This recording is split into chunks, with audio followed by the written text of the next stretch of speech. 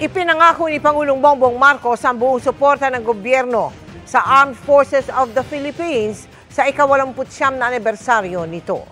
Pinatutukan din ng Pangulo ang cybersecurity at disinformation operations na banta raw sa demokrasya. Nakatutok si Chino Gaston. Buo ang suporta ng gobyerno sa AFP sa gitna ng mga hamon sa soberenya at mga makabagong banta laban sa seguridad.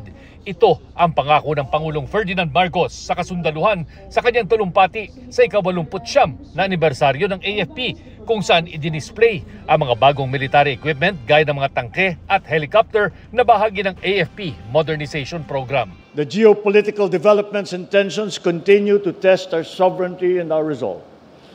The surge in cybersecurity threats, if unchallenged and unaddressed, will challenge our national security.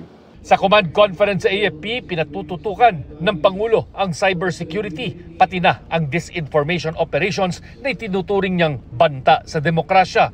Ang pagtugon sa mga hamon sa West Philippine Sea at EEZ ng bansa, pati na ang banta ng cyber warfare, kasama sa ipinresentang campaign plan ng AFP sa Pangulo. Yung tawag po natin dun sa campaign plan natin is Tatag Kapuluan, which encompasses all the operations that we need to do to protect our people and secure the state, secure the land. Kasama na yung WPS. Kasama na yung WPS doon, kasama na yung internal security operations pa rin. Para sa GMA Integrated News, Chino Gaston, nakatutok, 24 oras.